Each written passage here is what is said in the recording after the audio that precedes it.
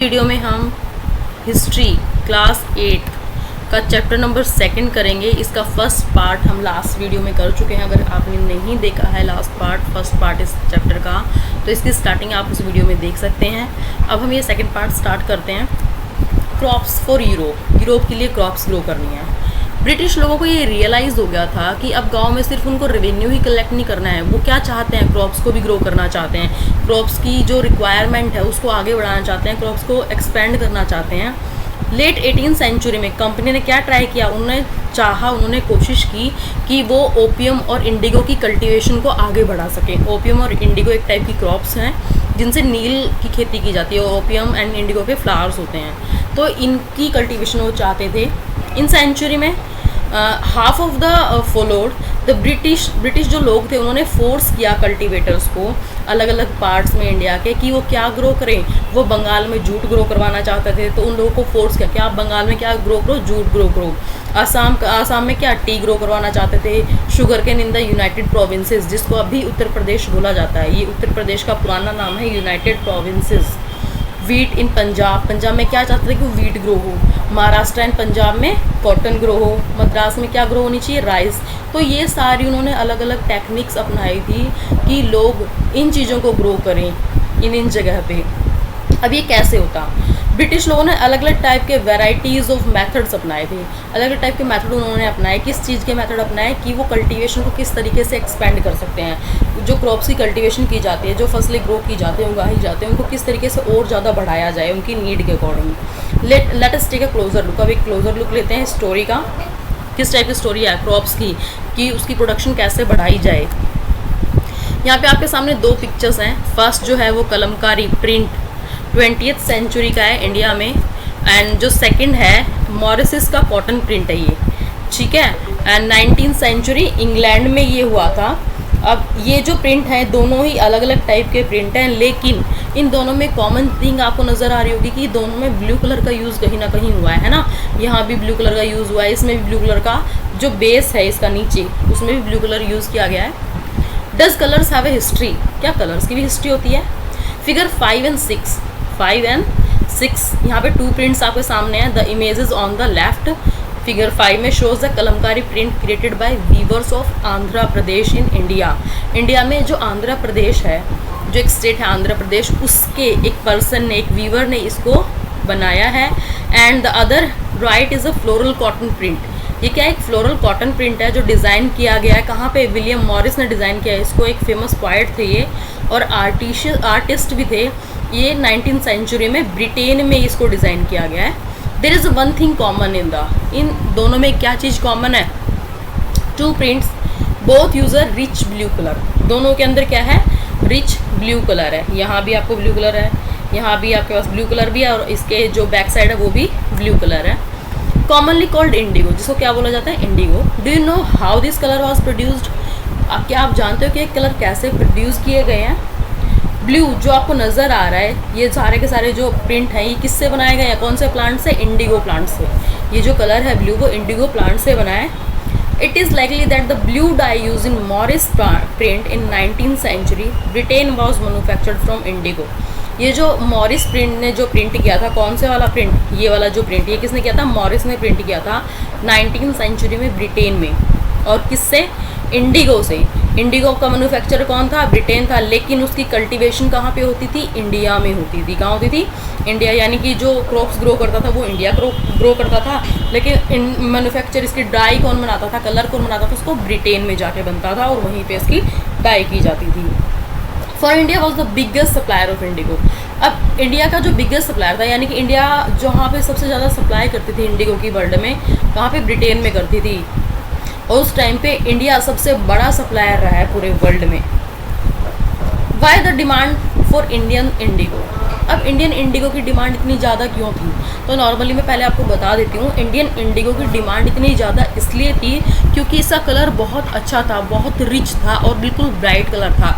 जबकि अदर कहीं पे अगर कोई कल्टीवेशन हुई है कलर के लिए, ब्लू कलर के लिए या किसी भी टाइप कलर के लिए, तो उनका जो होता था वो बिल्कुल डल होता था colour. The indigo plant grows primarily in the tropic area. अब इंडिया में भी बिल्कुल ट्रॉपिक एरिया आता है। ट्रॉपिक एरिया कौन सा होता है? जो इक्वेटर लाइन के पास होता है। तो वहीं पे हमारी इंडिया भी है और वहीं पे इंडिगो ग्रो किया जाता था, तो ये इसीलिए यहाँ पे अच्छा होता था। By the 13th century Indian indigo was being used by clothes manufacture in Italy. 13th century में इटली का एक पर्सन है, उसने इंडियन इंडिगो को यूज़ किया था।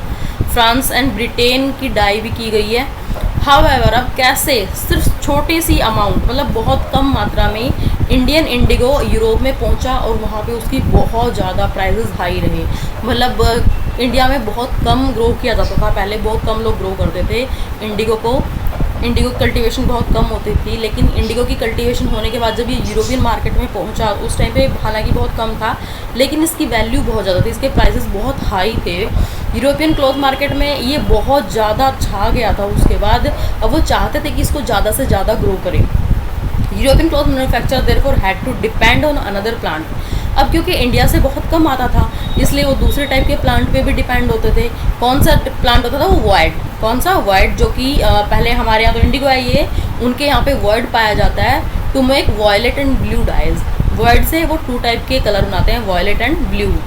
Being a plant of the temperate zone, क्योंकि टेम्परेट जोन में होता है, ये ठंडी जगहों पे होता है, इसलिए ये यूरोप में ज़्यादा पाया जाता है, क्योंकि वहीं पे इसका मतलब कल्टीवेशन की जा सकती है। It was grown in northern Italy, ये नॉर्दर्न इटली में भी होता है, साउदर्न फ्रांस में भी होता है, and in parts of Germany, Germany के कुछ पार्ट्स में भी इसको ग्रो किया जाता है, किसको? वाइट को, एंड ब्रिटेन में। Worried by the competition from Indigo, लेकिन देखो इंडिगो क्योंकि बहुत ज़्यादा रिच कलर है, बहुत ज़्यादा अच्छा कलर है, इसके कंपैरिजन में बहुत ज़्यादा ब्राइट है, तो ये इसका कंपटीशन हो गया था, किसका? वाइट का। Woad producers in Europe pressurised their government to ban the import of indigo. अब जो लोग ये वाइट को ग्रो करते थे, कल्टीवेशन करते थे वाइट की, तो वो उन्होंने क्या किया? उन्होंने अपनी गवर्नमेंट को प्रेशराइज करना शुरू किया कि आप इंडिगो पे बैन कर दीजिए और हमारा जो डाई है इसी को यूज़ किया जाए हमारी कंट्री में। दैट मीन्स कि इंडिगो को यहाँ पे नहीं इम्पोर्ट करना चाहिए। उनकी कंट्रीज़ में इंडिगो इम्पोर्ट करने से उन्होंने बोला कि गवर्नमेंट को कि आप बैन कर दो, क्योंकि इंडिगो उनकी कंपटीशन में बहुत अच्छा था। Cloth dyers however preferred indigo as a dye. अब क्लॉथ डायर्स कैसे उसको प्रेफर कर सकते थे? Indigo produce in a rich blue colour, indigo का बिल्कुल रिच ब्लू कलर था, जहाँ पे जो वाइट की डाई थी वो बिल्कुल पीली पीली सी और बिल्कुल डल थी।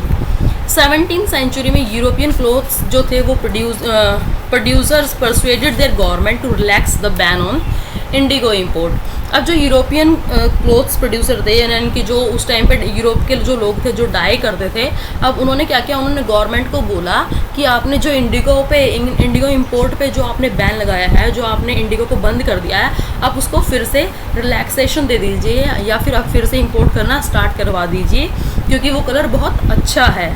फ्रेंच बिगेन कल्टिवेटिंग इंडिगो, अब फ्रेंच भी कल्टिवेटिंग करने लगे थे इंडिगो की इन सेंट डोमिंगो, ये जगह का नाम है, in the Caribbean island, Caribbean island में है ये। The Portuguese in Brazil, Portuguese Brazil में इंडिगो कल्टिवेशन करने लगे। English in Jamaica and the Spanish in Venezuela. अब ये सारे लोग अपनी अपनी जगह पे कल्टीवेशन स्टार्ट करने लगे इंडिगो की। Indigo plantation also came up in many parts of north America, और नॉर्थ अमेरिका के बहुत सारे पार्ट्स में भी इंडिगो की कल्टीवेशन होने लगी। प्लांटेशन क्या होता है? यहाँ पे एक वर्ड है plantation, a large farm operated by a planter, एक बहुत बड़ा फार्म जिसको एक प्लांटर ऑपरेट करता है, उसमें एम्प्लॉयज़ रखे जाते हैं और उनसे काम करवाया जाता है लेबर से। प्लांटेशन जो होती है वो एसोसिएटेड होती है विद द प्रोडक्शन, और प्रोडक्शन वहाँ पे किसी भी टाइप की हो सकती है, कॉफ़ी है, sugar, tobacco, tea, cotton, silk, किसी भी टाइप की। By the end of the 18th century the demand for Indian indigo grows further. अब हर जगह हालांकि इंडिगो ग्रू किया जा रहा है, इंडिगो कल्टीवेट किया जा रहा है, बट जो इंडिया के इंडिगो की डिमांड थी वो हर जगह थी। ब्रिटेन बिगेन इंडस्ट्रियलाइज, ब्रिटेन ने वहाँ पे इंडस्ट्रीज़ लगा ली थी, and it's cotton production expand, और उसका जो कॉटन था उसका प्रोडक्शन बहुत ज़्यादा बढ़ गया था। Creating an enormous new demand for cloth dye, अब वहाँ पे एक बहुत ज़्यादा डिमांड होने लगी किस चीज़ की? क्लॉथ्स को डाई करने की। While the demand for Indigo increase, हालांकि जो डिमांड थी इंडिगो की वो बढ़ी, तो इसकी सप्लाई के लिए भी बात उठी कि इसकी सप्लाई कहाँ से की जाए इस टाइप के इंडिगो की। West Indies and America collapse for a variety of reasons, और जो वेस्ट इंडीज़ और अमेरिका से वो आता था इंडिगो, वो किसी कारण के से किसी चीज़ से बंद हो गया। अब कोई रीज़न रहा होगा कि वो अमेरिका और वेस्ट इंडीज़ के लोग उसको नहीं बना पाए या उसकी सप्लाई नहीं दे पाए, लेकिन उनको नीड तो अभी थी। Between 1783 and 1789 the production of Indigo in the world fail by half. 1783 से 89 तक जो इंडिगो की प्रोडक्शन थी वो बिल्कुल कम हो गई, आधी हो गई। मतलब ये लगा लो अगर वहाँ पे 50% या 100% प्रोडक्शन होती थी तो अब 50% वहाँ की प्रोडक्शन रह गई है। जहाँ भी मैंने आपको बताया था जैसे कि अमेरिका, वेस्ट इंडीज़ वगैरह, जर्मन, तो वहाँ पे जो उनकी प्रोडक्शन थी बिल्कुल कम हो गई। Clothes dyers in Britain now desperately look for new sources of indigo. अब जो क्लॉथ्स को डाई करते थे ब्रिटेन में उन लोगों को तो इंडिगो की नीड थी। अब वो बहुत ही डेस्परेटली देखने लगे कि कहीं ना कहीं से इंडिगो आए या इंडिगो की सप्लाई हो। From where could this indigo be produce. अब किस तरीके से इंडिगो को प्रोक्योर किया जा सकता था। अब कहाँ पे है, जहाँ पे भी उनका राज होगा वहीं वो सोचेंगे कि वहाँ पे ग्रो किया जाए। Britain turns to India. अब ब्रिटेन ने किस साइड रुक किया, इंडिया की साइड, कि इंडिया में इंडिगो को कल्टीवेट किया जाए या इंडिया में इंडिगो को कल्टीवेशन की जाए, इंडिगो क्रॉप्स की। Faced with the rising demand for Indigo in Europe. जैसा कि जो बढ़ती हुई डिमांड है वो फेस कर रहे थे यूरोप में इंडिगो की, कंपनी ने सोचा कि इंडिया में क्यों ना एक्सपेंड किया जाए, क्यों ना इंडिया में कोई ऐसा एरिया बनाया जाए जहाँ पे इंडिगो की कल्टीवेशन की जाए। From the last decade of the 18th century indigo cultivation in Bengal expanded rapidly. Last में 18th सेंचुरी के बिल्कुल लास्ट में बंगाल में बहुत जल्दी से इंडिगो की कल्टीवेशन स्टार्ट हो गई थी and Bengal indigo came to dominate the world market. और वो इतना अच्छा क्वालिटी का वो था इंडिगो कि उसने पूरी मार्केट को डोमेन कर लिया, यानी कि डोमिनेट कर लिया पूरी मार्केट को। पूरी मार्केट में मतलब ये सिर्फ इंडियन इंडिगो ही छा गया था। बंगाल में इतना अच्छा टाइप का इंडिगो ग्रो हुआ। इन 1788 only about 30% of the Indigo imported into Britain. 1788 तक सिर्फ 30% जो था इंडिगो वो ब्रिटेन में इंपोर्ट होता था, बाकी अलग अलग जगह जाता था। But the proportion had gone up to 95%, यानी कि अब 1810 में जो इंडिया का 95% इंडिगो था वो ओनली ब्रिटेन में जाने लगा। एज द इंडिगो ट्रेड ग्रू, जैसे इंडिगो की जो मार्केट थी वो बड़ी, कमर्शियल एजेंट आ गए, ऑफिशियल्स आ गए कंपनी के, उन्होंने इंडिगो के प्रोडक्शन में इन्वेस्टमेंट करनी शुरू कर दी। Over the years many company officials left their job. अब बहुत सारे कंपनी के जो पर्सन थे उन्होंने अपनी जॉब को छोड़ दिया और वो इंडिगो की खेती करने के लिए आगे बढ़े या इंडिगो में इन्वेस्ट करने के लिए आगे बढ़े। यहाँ पे पहले एक पिक्चर देख लेते हैं।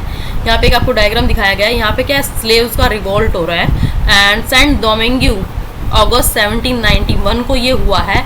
ये पेंटिंग बनाई गई है बाय जनवरी स्कॉल्डस की। उस पर्सन ने ये पेंटिंग बनाई है क्योंकि उस टाइम पे पिक्चर्स तो होती नहीं थी, तो उसने पेंटिंग बनाई कि ये जो है स्लेव को पकड़ रहे हैं और उनको मार रहे हैं। 18th सेंचुरी में फ्रेंच प्लांटर्स थे फ्रेंच के, उन्होंने क्या किया था, इंडिगो को प्रोड्यूस किया and sugar in the French colony, और फ्रेंच कॉलोनी में शुगर प्रोड्यूस की गई। Saint Domingo in the Caribbean island the African slaves who worked on the plantation. अब जो अफ्रीकन स्लेव जो थे उस आइलैंड पे, उन्होंने क्या किया, इसके लिए विरोध करना शुरू कर दिया 1791 में, और उन्होंने सारे प्लांट्स को जला दिया, सारे वहाँ के जो रिच पर्सन थे उन लोगों को मार दिया, प्लांटर्स को। एंड 1792 में उन्होंने एबॉलिश कर दिया स्लेवरी को, बिल्कुल फ्रेंच कॉलोनी से बिल्कुल स्लेवरी को ख़त्म कर दिया। These events led to the collapse of the indigo plantation, और इसी के कारण इंडिगो की जो प्लांटेशन थी वो बिल्कुल कोलैप्स हो गई थी, ख़त्म हो गई थी अफ्रीका के यहाँ से, क्योंकि अफ्रीका के लोगों ने आवाज़ उठा दी कि हम इंडिगो को क्या नहीं करेंगे, कल्टीवेट नहीं करेंगे, हम इंडिगो को ग्रो नहीं करेंगे। अब आप सोच रहे हो कि इंडिगो मतलब इतना पैसा इंडिगो से मिलता है तो क्यों इंडिगो को ग्रो नहीं करेंगे, क्योंकि एक बार अगर इंडिगो ग्रो कर दिया गया, उसकी क्रॉप्स को ग्रो कर दिया गया, तो उसकी कल्टीवेशन के बाद वहाँ की जो ज़मीन होती थी वो बिल्कुल ख़राब हो जाती थी और वहाँ पे दोबारा से कोई क्रॉप्स ग्रो नहीं की जा सकती थी। दैट्स वाई सब इसके अगेंस्ट में थे। Attracted by the prospect of high profit, numerous Scotsmen and Englishmen came to India। अब लोगों ने देखा कि भाई इंडिया से इंडिगो लाया जा रहा है और ये लोग बहुत पैसा कमा रहे हैं, तो स्कॉटलैंड के जो स्कॉट्समैन थे और इंग्लिशमैन थे वो इंडिया में आए और वो प्लांटर्स बन गए यहाँ आके। उनके पास, जिन लोगों के पास पैसा था उन्होंने तो डायरेक्ट भाई यहाँ पे आके ज़मीन खरीद ली और प्लांट्स ग्रो करने लगे, इंडिगो क्रॉप्स ग्रो करवाने लगे। लेकिन जिन लोगों के पास मनी नहीं था उन लोगों ने कंपनी से लोन लिया और लोन लेने के बाद वो क्या करने लगे, वहाँ पे कल्टीवेशन स्टार्ट करने लगे। How was Indigo cultivated? अब इंडिगो स्टार्ट तो सबने कर दिया, लेकिन इंडिगो कल्टिवेटेड होता कैसे है, किस तरीके से उसकी कल्टीवेशन की जाती है। यहाँ पे 2 सिस्टम थे, मेन 2 सिस्टम थे इंडिगो कल्टीवेशन के। एक तो था nij first and second is प्रेयोती। Within the system of nij cultivation the planters produce indigo in land that he directly controlled. अब जो निज कल्टीवेशन था उसके अंदर क्या होता था, जो प्रोड्यूसर है वो डायरेक्ट उस लैंड को कंट्रोल कर सकता है जिस पे प्रोडक्शन हुई है। ही आइदर बोट द लैंड, या तो वो उस लैंड को खरीद लेता था या फिर वो रेंट पे लेता था ज़मींदार से, और इंडिगो प्रोड्यूस करता था डायरेक्टली, या कुछ अपने हायर मतलब अपने लेबर्स को हायर कर सकता था, लेबर्स को रख के, और वो खुद डायरेक्ट उसके ऊपर काम करता था। द प्रॉब्लम विज निज कल्टिवेशन। अब निज कल्टिवेशन के साथ प्रॉब्लम क्या थी? The planters found it difficult to expand the area under the nij cultivation. जो प्लांटर्स लोग थे उन लोगों को बहुत मुश्किल हो रही थी उस एरिया को बढ़ाना, क्योंकि वो एरिया बहुत कम देते थे। जो भी थोड़ा बहुत बच गया एरिया, क्योंकि लोग अपनी अपनी फसलें ग्रो कर रहे हैं, लेकिन थोड़ा बहुत अगर बच गया तो उसको दे दी जाती थी प्लांटर को, अगर वो लेना चाहता है तो।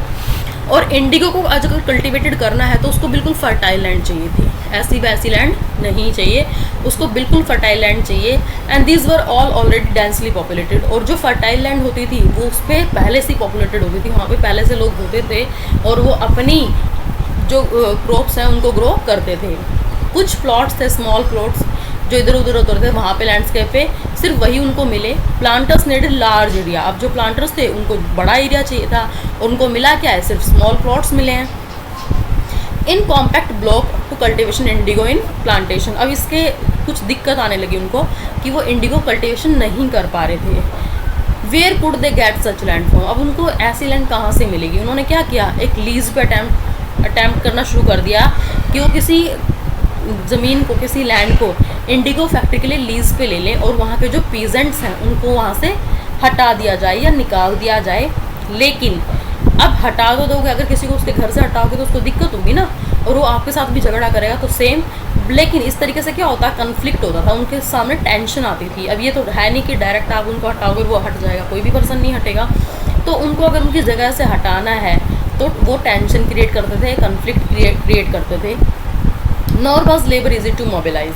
अब कोई भी लेबर उपलब्ध नहीं होता था। मान लो अगर किसी पर्सन को आपने हटा भी लिया, ज़मीन भी उसकी हथिया ली थी इन लोगों ने, जो ब्रिटिश लोग थे या जो ईस्ट इंडिया कंपनी के पर्सन थे, उन लोगों ने उस ज़मीन को हथिया लिया, वही जो अच्छी ज़मीन थी वहाँ के लोगों को भगा दिया। लेकिन अब उनको क्या चाहिए, खुद तो काम करते ही थे, उनको क्या चाहिए, लेबर चाहिए। अब लेबर जो है इजीली नहीं मिलती थी, क्योंकि ये जो प्लांटेशन होती थी इसके लिए बहुत सारे लोग चाहिए, बहुत सारी लेबर चाहिए होती थी, और वो सारी लेबर सेम टाइम पे अपने बिजनेस में लगी होती थी या अपने काम में बिजी होती थी। जैसे उस टाइम पे राइस कल्टीवेशन होता था, वो अपनी राइस कल्टीवेशन में लगे होते थे, इसीलिए वो फ्री नहीं होते थे, और फ्री नहीं होंगे तो उनके लिए काम क्यों करेंगे, पहले वो अपना काम करेंगे। अब जो स्लेव्स, देखो यहाँ पे एक वर्ड स्लेव। स्लेव क्या होता है, एक पर्सन जो किसी और के अंडर में काम करता है, किसी और पर्सन के अंडर में काम करता है, उसको कोई फ्रीडम नहीं होती, उसको कोई भी वर्क दे दिया जाए, चाहे वो उसका मास्टर कुछ भी काम उसको दे दे, उसको करना ही होगा, उसको बोलते हैं स्लेव। स्लेव क्या होता है, गुलाम। उसका जो ऑनर है उसको कुछ भी बोले उसको वो काम करना ही होगा। अब यहाँ पे एक वर्ड है बीघा। बीघा एक यूनिट है लैंड को मेज़र करने की। ब्रिटिश रूल से पहले हम बीघा में ही मेज़र करते थे। The size of this area varied. अब अलग अलग जगह पे अलग अलग एरिया मतलब साइज़ डिपेंड करता है। बंगाल में ब्रिटिश स्टैंडर्डाइज था it to about 1/3 of an acre. एक एकड़ का 1/3 पार्ट को बीघा बोला जाता था। Nij cultivation on a large scale also required many ploughs and bullocks. अब जो निज कल्टीवेशन थी, अगर उसको बड़े स्केल पे करना है तो उसको बहुत सारे हल भी चाहिए और बैल वगैरह भी चाहिए। उस टाइम पे तो यही होते थे। और 1 बीघा में अगर कल्टीवेशन की जानी है तो उसको कम से कम 1 बीघा के लिए कितने चाहिए, 2 प्लो चाहिए, 2 हल चाहिए। इसका मतलब है कि अगर 1000 बीघा पे कल्टीवेशन की जानी है तो उसको 2000 प्लो चाहिए। अगर इतनी ज़्यादा इन्वेस्टमेंट की जानी है, इतनी चीज़ों को आप परचेज़ करोगे, मेंटेनेंस करोगे, तो बहुत बड़ी प्रॉब्लम होगी। कोई भी सप्लाई इजीली मतलब आपको नहीं मिल पाएगी, क्योंकि 2-2 हज़ार बैल आपको कौन देगा, कोई भी नहीं देगा। तो ये इतना ईजी नहीं था। कोई भी अपने प्लो, अपने बुलॉक वगैरह नहीं देता था, क्योंकि उस टाइम पे सभी लोग अपनी राइस फील्ड में लगे हुए होते थे, अपनी जो खेती है उसको करने में लगे हुए थे। और सेम बिल्कुल exact at the time that the Indigo planters needed them. और सेम टाइम पे ही जो इंडिगो प्लांटर्स थे उनको भी चाहिए, प्लो भी चाहिए, हल भी चाहिए, सब कुछ चाहिए। Till the late 19th century, 19th century के लास्ट में planters were therefore reluctant to expand the area under nij cultivation. अब जो प्लांटर्स थे उन्होंने अपने एरिया को निज कल्टिवेशन के अंडर में बढ़ाने की कोशिश की। 25% से भी कम लैंड जो थी वो इंडिगो के लिए प्रोड्यूस की गई इस सिस्टम में। बाकी जो थी वो सारी की सारी ऑल्टरनेटिव मोड पे थी, alternative mode of cultivation like raiyati system, यानी कि खुद पर्सन अपने आप कर रहे थे। Indigo on the land of raiyats, under the raiyati system the planter force to raiyat to sign a contract and agreement, जैसे सट्टा। अब ये जो ये थी कंपनी थी, ये क्या करती थी, एक एग्रीमेंट या एक कॉन्ट्रैक्ट बना लेती थी, या जिसको बोल सकते हैं सट्टा खेलती थी कि वो आपको पैसे देगी और उसके बदले में आपको क्या इंडिगो ग्रो करनी है, उससे जो पैसा कमाओगे उसका लोन उनका उतार देना और बाकी प्रॉफिट आपका। ऐसे ही इन्होंने क्या किया, लोगों को पागल बनाया। At time they pressurise the village headman to sign the contract on behalf of the raiyats के बिहाफ पे आप साइन कर दीजिए। Those who sign the contract, जो साइन करेंगे उनको कैश मिल जाएगा एडवांस में, और प्लांटर्स को लो रेट पे इंटरेस्ट मिल जाए, मतलब लो रेट इंटरेस्ट का वो उनको लोन दे देंगे, जिससे वो इंडिगो आसानी से ग्रो कर सके, यानी कि उनके ऊपर इंटरेस्ट ज़्यादा नहीं लगेगा। लेकिन लोन जो था वो रैयत लोगों को मिला इंडिगो ग्रो करने के लिए। 25% of the area under his holding, और उनके अंडर में जितना भी एरिया उसका 25% पे आपको इंडिगो ही ग्रो करना होगा। अब देखो कितने इन्होंने स्मार्टली गेम खेला कि आपके पास जितनी भी ज़मीन है उसके 25% पे सिर्फ आपको इंडिगो ग्रो करना है, उसके लिए आपको पैसे भी दिए जाएंगे, लोन मिलेगा, और बिल्कुल मतलब साइन करते ही आपको कैश मिल जाएगा, और कैश पे आपको इंटरेस्ट भी बहुत कम पे करना होगा। The planters provided the seed and the drill, और प्लांटर्स ही उनको सीड्स एंड ड्रिल भी प्रोवाइड करवाएंगे, जबकि कल्टीवेटर जो हैं वो खुद ही सॉइल को प्रिपेयर करेंगे और बीज वगैरह बोएंगे और उसकी क्रॉप की जो है वो देखभाल करेंगे। Workers harvesting indigo in early 19th century Bengal में फ्रॉम कॉल्सवर्दी ग्रांट। ये कॉल्सवर्दी ग्रांट एक पर्सन है जिसने ये पिक्चर बनाई है और उसने ये दिखाया है कि जो लोग हैं वो कैसे काम कर रहे हैं, इंडिगो कल्टीवेशन कर रहे हैं। रूरल लाइफ इन बंगाल, ये बंगाल की रूरल लाइफ 1860 की। In India the indigo plant mostly cut by man, ज़्यादातर जो इंडिगो है भारत के अंदर वो कौन कटिंग करता था, वो आदमी ही काटते थे, लेडीज़ वहाँ पे काम नहीं करती थी। अब एक ये भी आपके सामने पिक्चर है, यहाँ पे क्या है, इंडिगो की जो खेती की जा रही थी, अब इंडिगो जहाँ से लाया जा रहा है वो आपको दिखाया गया है। The indigo plants being brought from the field to the factory. अब यहाँ पे जो है वो खेतों में से भर भर के यहाँ पे इकट्ठा किया जाएगा इन गाड़ियों पर, इन गाड़ियों के थ्रू फैक्ट्रीज में ले जाया जाएगा इंडिगो। अब देखो इंडिगो प्रोड्यूस कहाँ हो रहा है, यहाँ पे ये वैट्स लगे हुए हैं, लोग यहाँ इधर उधर से ला के इसमें डाल रहे हैं, इधर ये वो चल रही है, टरबाइन से चल रही है, यहाँ से उसको घुमाया जाएगा, क्रॉप्स डालो, फिर थोड़ी देर सोकिंग के लिए रख दो, उसके बाद उसमें बॉयलिंग करो, फिर नेक्स्ट में जाएगा, फिर नेक्स्ट में, फिर वो उसको घुमाते रहो, फिर इधर, मतलब इस तरीके से वो बनता था। इसकी स्टोरी हम पढ़ते हैं आगे।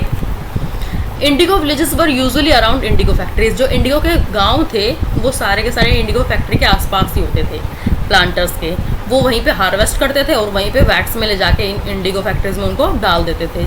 वैट्स जैसे कि ये बना रखे हैं अलग अलग पोर्शंस, ठीक है, तो इनको वैट्स बोलेंगे, बीटर वैट, अनफार्मेंटिंग वैट, ये सब दे रखे हैं।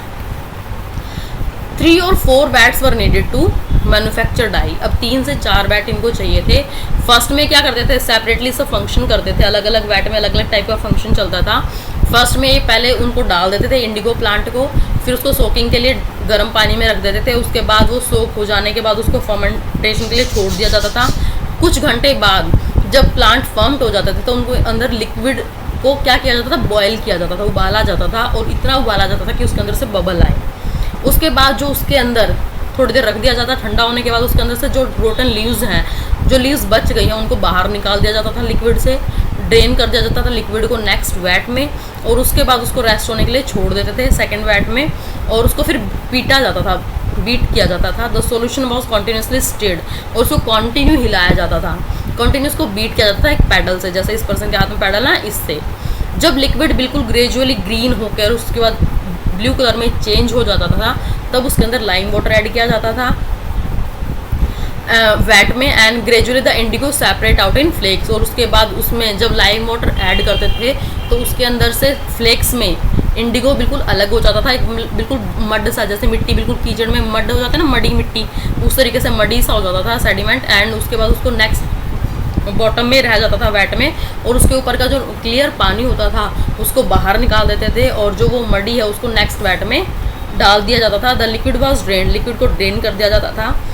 उसकी जो पल्प सी होती थी, पल्प, उसको ट्रांसफ़र किया जाता था अलग वेट में, जिसको सेटिंग करने के लिए छोड़ दिया जाता था कि वो सेटल हो जाए। उसके बाद उसको प्रेस किया जाता था, सुखाया जाता था और फिर सेल किया जाता था। यहाँ पे वुमेंस हैं जो कि इंडिगो को प्लांट को ले जाके वेट में डालती हैं। ये एक पर्सन है बीटर, ये क्या करता है, इंडिगो का जो वर्कर है, ये एक जो यहाँ पे खड़ा है, इसके हाथ में एक पैडल है, ये इंडिगो में उस बैट के अंदर जो सॉल्यूशन होता है जो सेकंड में डाला था बॉयल करने के बाद, उस बैट में कॉन्टीन्यूसली उस सॉल्यूशन को हिलाता रहता है। कितनी देर तक, 8 से 10 घंटे तक एक कॉन्टीन्यूस के अंदर काम करता है, जिससे लोग बीमार भी हो जाते थे। फर्मेंटिंग और स्टोरेज वैसल, वैट क्या होता है, एक फर्मेंटिंग या स्टोरेज वैसल होता है जिसके अंदर स्टोर किया जाता है। Indigo is ready for sale. अब यहाँ पे देखो, इंडिगो जब यहाँ पे ड्राई कर दिया गया है, सेल के लिए यहाँ पे रेडी है। यहाँ पे आपको एक पर्सन नज़र आ रहा है जो इंडिगो को एक ब्लॉक के अंदर ड्राई सूखा हुआ इंडिगो को लेके जा रहा है, इसके सिर पे एक ब्लॉक है, और यहाँ पे ये पर्सन क्या कर रहे हैं, इसके ऊपर स्टैंप लगा रहे हैं। ठीक है, स्टैंप लगा रहे हैं, उसकी कटिंग कर रहे हैं और अलग से पैकिंग कर रहे हैं। Okay, next when the crop was delivered, जब क्रॉप डिलीवर हो जाती है, जो प्लांटर होता है हार्वेस्टिंग के बाद एक नया लोन रैयत को दे देता है। रैयत कौन, किसान, उसको दे देता है, और ये साइकिल कंटिन्यू चलती रहती है। अब जो पीजेंट्स हैं उनको समझ में आ गया कि ये बहुत मतलब इन्होंने शार्प गेम खेला, कि उनको पहले टेम्प्ट कर दिया कि उनको डायरेक्ट कैश दिया जाएगा, लेकिन जल्दी ही उनको एहसास हो गया कि वो तो लोन के नीचे दबते ही चले जाएंगे, क्योंकि वो लोन तो ख़त्म ही नहीं होगा, वो फर्स्ट देंगे, वो सेकंड दे देंगे, जब वो सेकंड को थोड़ा चुकाने जाएंगे तो थर्ड मिल जाएगा। The price they go for the Indigo they produce was very low, और जो वो इतनी मेहनत कर रहे थे उनको तो प्राइस बहुत कम मिलता था, और ये लोन जो था साइकिल लोन की चलती ही रहती थी कंटिन्यू।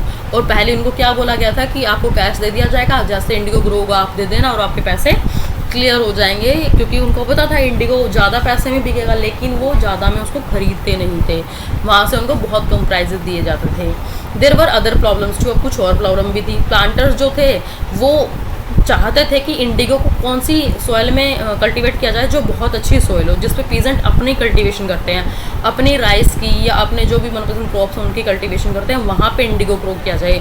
लेकिन अगर वहाँ पे ग्रो होगा इंडिगो तो क्या हुआ, क्योंकि उसकी रूट जो है वो बहुत ज़्यादा डीप होती हैं, तो वो सॉइल को बिल्कुल एग्जॉस्ट कर देंगे, बिल्कुल ख़त्म कर देंगे, उसको ख़राब कर देंगी, और इंडिगो की हार्वेस्टिंग के बाद उस लैंड पे कोई भी टाइप की कल्टीवेशन नहीं हो पाएगी, राइस वगैरह वहाँ वो ग्रो नहीं कर पाएंगे। इसके बाद क्या हुआ, द ब्लू रेबिलियन आफ्टर। अब ब्लू रेबिलियन क्या है, इसमें क्या आता है कि जो नीली खेती की गई है ना, जो इंडिगो खेती गई है उसके विरोध में अब लोग खड़े हुए, उन लोगों को समझ में आने लगा कि एक तो उनके ऊपर लोन बढ़ता ही जा रहा है, और दूसरी बात क्या है कि उनकी जो ज़मीन है वो भी ख़राब हो रही है, क्योंकि प्लांटर्स हैं वो क्या चाहते हैं, वो चाहते हैं कि वो कहाँ पे खेती करे, जो उनकी सबसे अच्छी ज़मीन है जिन पे वो राइस वगैरह ग्रो करना चाहते हैं उनके ऊपर ही वो ग्रो करें। तो इसके विरोध में अब लोगों को तो बोलना था ही। In March 1859 thousands of ryots in Bengal refuse to grow indigo. 1859 में बंगाल में बहुत सारे लोगों ने रिफ्यूज़ कर दिया, मना कर दिया। किस लिए मना कर दिया, इंडिगो ग्रो करने के लिए।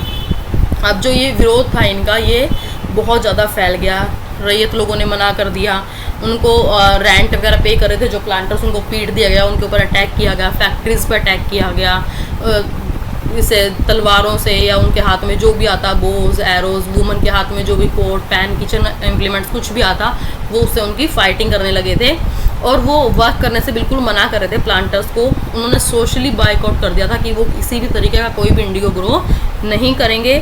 और जो एजेंट थे प्लांटर्स के, गोमास्ताज क्या आते हैं, एजेंट ऑफ प्लांटर्स, उन लोगों को पीट दिया गया जो कलेक्ट करने आते थे रेंट या रेवेन्यू। रेयर जो थे उन्होंने क्या किया, नो लॉन्गर टेक एडवांसेस, अब उन्होंने एडवांस लेना बिल्कुल बंद कर दिया, वो कोई एडवांस नहीं लेंगे, तो एडवांस नहीं लेंगे तो इंडिगो भी ग्रो नहीं करेंगे। और उन्होंने क्या किया, लाठियाज, जो लाठी वाले लोग रहते थे, हाथ में लाठी लेके रखते थे स्ट्रॉन्ग मैन के या ज़मींदार के साथ में, उन लोगों को भी क्या किया, पीट दिया गया। या उनमें से भी कुछ लोग जो थे वो प्लांटर्स के, वो किन के साथ आके मिल गए, किसानों के साथ आके मिल गए, और उन्होंने भी उस चीज़ का विरोध किया।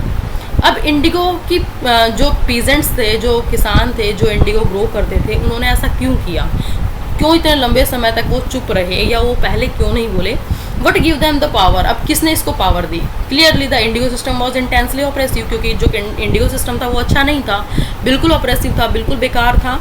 लेकिन जो ऑपरेस्ड पर्सन थे वो बहुत जल्दी उठ गए थे इस रिबेलियन में, बहुत जल्दी उनको होश आ गया कि हाँ भाई ये तो हमें फंसाते ही जा रहे हैं, कर्जा देते रहेंगे। तो ये सब ठीक नहीं था, इसलिए वो बोल पड़े। ये सिर्फ ओनली एक इसी समय में नहीं हुआ, इसके बाद भी बहुत बार हुआ है और इससे पहले भी हुआ था, लेकिन उनको दबा दिया जाता। अब ये सब लोग इकट्ठे हो गए, इकट्ठे होकर बोले तो सबने मना कर दिया क्लियरली कि हम लोग अब इंडिगो ग्रो नहीं करेंगे।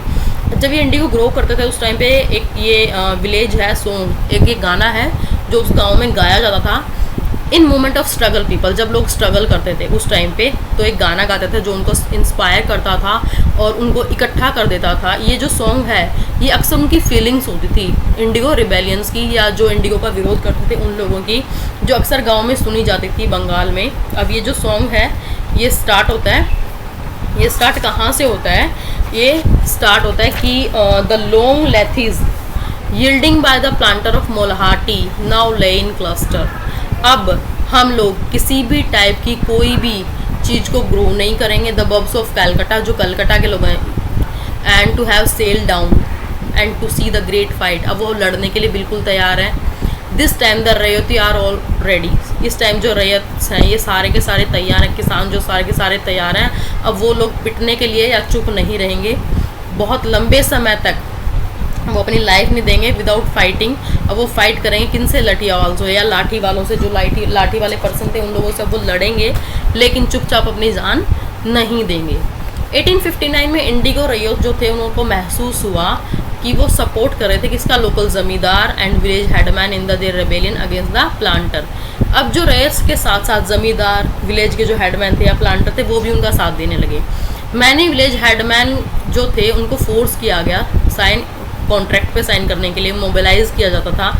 यानी कि जो पहले क्या होता था, ज़मींदार या हेडमैन के पास ही जाती थी ईस्ट इंडिया कंपनी और उनको क्या कर देती थी? कॉन्ट्रैक्ट देती थी कि आप रैयत के बिहाफ पे आप साइन कर दीजिए और आप पैसा ले लीजिए, और रैयत लोगों से वो काम करवाते थे। तो अब उनको खुश करना चाहते थे, वो उन्हीं को मोबिलाइज करना चाहते थे, लेकिन उन लोगों ने मना कर दिया और बैटल के लिए तैयार हो गए लठियाल्स के साथ। और in other places even the zamindar went out around villages uprising and raiyat to resist the planters, और ज़मींदार भी उनके साथ ही थे। ज़मींदार भी मिल गए कि जो भी गांव के ज़मींदार होंगे वो क्या करेंगे, वो भी प्लांटर्स का साथ नहीं देंगे। These zamindars were unhappy with the increasing power of the planters, और ये ज़मींदार बिल्कुल नाखुश थे, बिल्कुल खुश नहीं थे कि उनके होते हुए इन प्लांटर्स की जो पावर है वो बढ़ रही है। इसीलिए वो किनके साथ थे? रैयत लोगों के साथ थे, किसानों के साथ थे। And angry at being force by planters to give them long lease, और वो बहुत ज़्यादा इसलिए भी गुस्से में थे क्योंकि उनकी ज़मीन को बहुत लंबे टाइम तक लीज़ पे ले लिया जाता था, और जब लीज़ पे ले लेंगे लंबे टाइम तक तो उनको तो बेनिफिट होता नहीं था, और ऊपर से ज़मीन भी वो ख़राब कर देते थे इंडिगो ग्रो करके, क्योंकि उसका तो फिर कुछ होगा नहीं। The Indigo peasants also imagine that the British government would support them in their struggle against the planters. अब इंडिगो पीजेंट जो थे उन्होंने क्या किया? इमेजिन किया, उनको लगा कि ब्रिटिश गवर्नमेंट जो है वो भी उनका सपोर्ट कर रही है उनकी स्ट्रगल में, जो प्लांटर्स के अकॉर्डिंग खिलाफ अगेंस्ट में स्ट्रगल कर रहे हैं, तो उसमें कौन हेल्प कर रहा है? उनकी ब्रिटिश गवर्नमेंट हेल्प कर रही है। किसको लगा? पीजेंट्स को, किसानों को। रिवोल्ट 1857 की जो रिवोल्ट थी, ब्रिटिश गवर्नमेंट ने क्या किया? वो बहुत ज़्यादा परेशान थी इस रिवोल्ट से, and the possibility of another popular rebellion, और उसको लग रहा था कि बहुत ज़्यादा पॉपुलर रिबेलियन ना बन जाए, ऐसा ना हो कि पूरे देश में ही इसका विरोध शुरू हो जाए।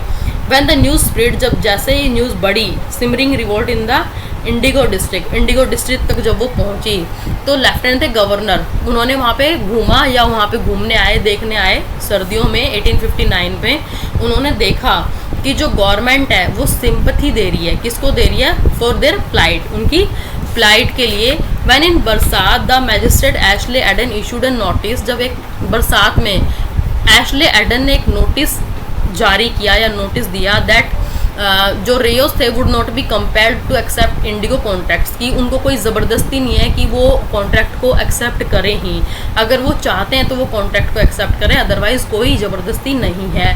उनको लगा कि जो पीजेंट्स थे उनको लगा कि ये जो स्टेटमेंट दी है ये क्वीन विक्टोरिया के यहाँ से आई है, क्वीन विक्टोरिया ने उसको डिक्लेयर किया है इंडिगो को, अब उसको उगाने की नीड है ही नहीं, तो उन्होंने इस चीज़ को घुमा दिया कि क्वीन विक्टोरिया ने बोल दिया कि अब हमें इंडिगो ग्रो करने की नीड नहीं है। Eden was trying to placate the peasants and control and explosive situation. और जो एडन थे वो क्या चाहते थे, वो चाहते थे कि बस ये किसी तरीके से ये जो अभी टाइम है, ये जो सिचुएशन है, किसी तरीके से कंट्रोल हो जाए। But his action was read as a support for the rebellion. लेकिन इनका जो एक्शन था कि वो थोड़े टाइम के लिए सिचुएशन को कंट्रोल करना चाहते थे, बस ये जो विरोध है ये रुक जाए। लेकिन ये इनको जो पीजेंट्स उनको क्या लगा कि उनका सपोर्ट है, ये उनको सपोर्ट कर रहे हैं। एज द रिबेलियन स्प्रेड, जैसे रिबेलियन बढ़ा, जो बुद्धिमान लोग थे कलकत्ता के, उन्होंने क्या देखा, जो डिस्ट्रिक्ट में जो भी बुद्धिमान लोग थे उन्होंने लिखा मिजरी बहुत मतलब उनकी रैयत लोगों की जो बहुत वो थी, रैयत लोगों की जो स्थिति थी, जो सिचुएशन थी, बहुत ज़्यादा दयनीय थी। Tiny of the planters and the horrors of the Indigo system, और इस पूरे प्लांटर्स और इंडिगो सिस्टम के बारे में लिखा गया। रिबेलियन से डर के, worried about the rebellion, government ने क्या किया, अपनी मिलिट्री को भेज दिया प्रोटेक्ट करने के लिए उन प्लांटर्स को, ताकि उन प्लांटर्स के ऊपर लोग हमला ना कर दें। And setup the indigo commission, और उन्होंने एक इंडिगो कमीशन सेटअप किया जिसके अंदर इंक्वायरी की गई इंडिगो सिस्टम के अंदर कि इंडिगो प्रोडक्शन कैसी हो रही है, किस टाइप की हो रही है, या क्या ये सब हुआ था। The commission had the planters guilty, अब कमीशन ने क्या पाया कि प्लांटर्स गिल्टी हैं। एंड उन्होंने क्रिटिसाइज किया है फॉर द कर्सिव मेथड्स, उन्होंने बहुत ही बलपूर्वक बहुत गलत मेथड का यूज़ करके उन्होंने इंडिगो को कल्टीवेशन करवाया है कल्टीवेटर से, यानी कि लोगों से ज़बरदस्ती इंडिगो की कल्टीवेशन करवाई गई है। और ये डिक्लेयर किया गया इंडिगो की प्रोडक्शन जो हुई है वो प्रॉफिटेबल नहीं थी रैयत्स के लिए, हालांकि वो प्रॉफिटेबल थी प्लांटर्स के लिए कि प्लांटर्स ने उसको करवा रहे थे, लेकिन रैयत जो लोग उसको लगा रहे थे उनके लिए वो प्रॉफिटेबल नहीं थी। The commission asked the ryot to fulfil their existing, commissions ने क्या किया, पूछा रैयत लोगों से उनकी एग्जिस्टिंग को फुलफिल करने के लिए, उनके कॉन्ट्रैक्ट को फुलफिल करने के लिए। But also told them that they could refuse to producing indigo in future, और उन्होंने बोला, उस कमीशन ने जो बैठाई गई थी उसने बोला कि अगर रैयत लोग चाहें तो इंडिगो को कल्टीवेट कर सकते हैं, अगर वो मना करेंगे तो उनके ऊपर कोई ज़बरदस्ती नहीं है, उनसे कोई ज़बरदस्ती कल्टीवेशन नहीं करवा सकता इंडिगो की।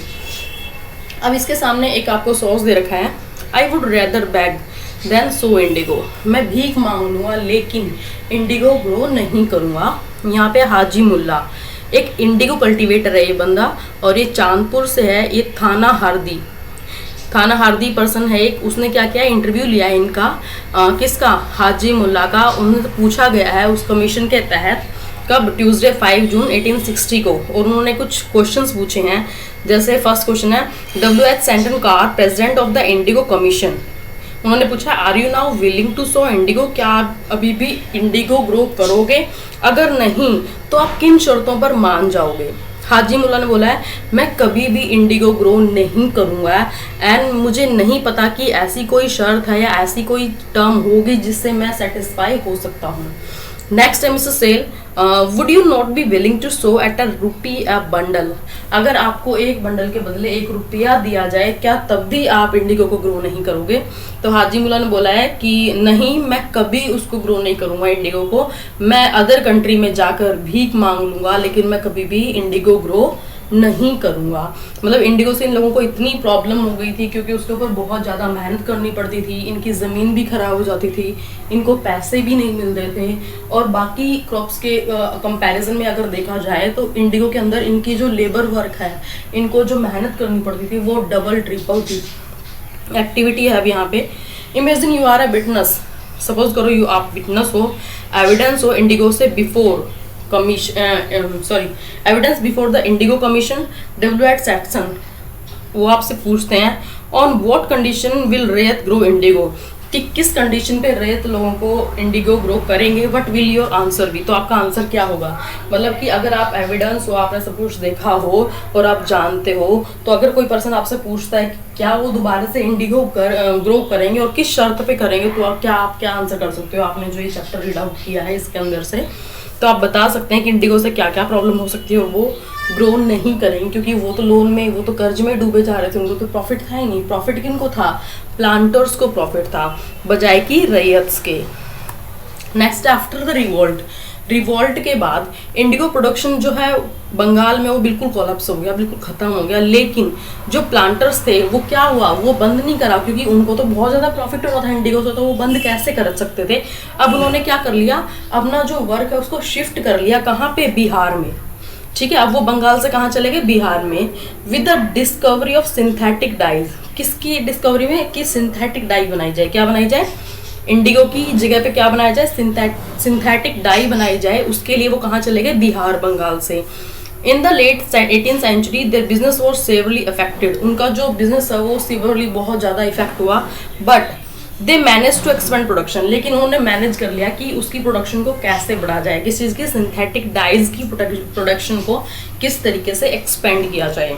जब महात्मा गांधी रिटर्न आए साउथ अफ्रीका से, तो एक पीजेंट था जिसने बिहार में उनको परसुएड किया, उनको बुलाया गया टू विजिट चंपारण में, और उनको दिखाया गया कि किस तरीके से इंडिगो कल्टीवेटर्स की हालत कितनी ज़्यादा खराब है इंडिगो ग्रो करके।